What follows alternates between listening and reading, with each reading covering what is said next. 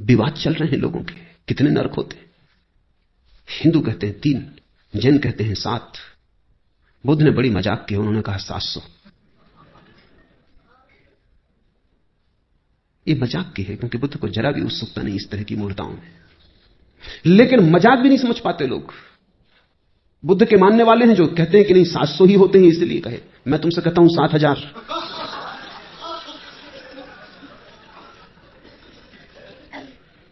आदमी सत्य से भी झूठ खोज लेता है, इसलिए आदमी भटकता है। बुद्ध बड़े शुद्ध खोजी हैं, उनकी खोज बड़ी निर्दोष। घर छोड़ा तो जितने गुरु उपलब्ध थे सबके पास गए।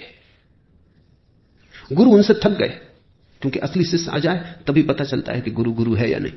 झूठे शिष्यों के साथ तो पता नहीं चलता। लोग मुझसे पूछते हैं आके असली गुरु का कैसे पता चले। मैं उनको कहता हूं तुम फिक्र ना करो, अगर तुम असली शिष्य हो पता चल जाए। नकली गुरु तुमसे बचेगा, भागेगा कि ये चला रहा असली शिष्य, ये झंझट खड़ी करेगा। तुम गुरु की फिक्र ही छोड़ दो। असली शिष्य अगर तुम हो तो नकली गुरु तुम्हारे पास टिकेगा ही नहीं। तुम टिके रहना, वही भाग जाएगा। जिब्रान की कहानी है कि एक आदमी गांव गांव कहता फिरता था कि मुझे स्वर्ग का पता है, जिनको आना हो मेरे साथ आ जाओ। कोई आता नहीं था, लेकिन लोगों को 1000 दूसरे काम। कोई स्वर्ग जाने की इतनी जल्दी वैसे भी किसी को नहीं। लोग स्वर्गीय तो मजबूरी में होते,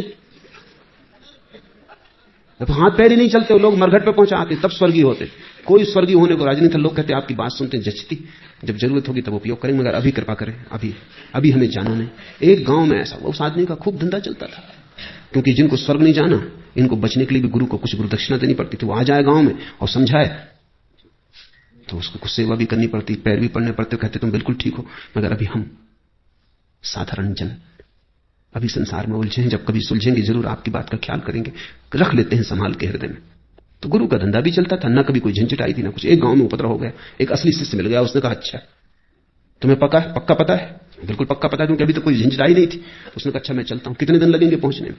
तब जरा गुरु घबराया कि इधर उपद्रवी मालूम पड़ता है।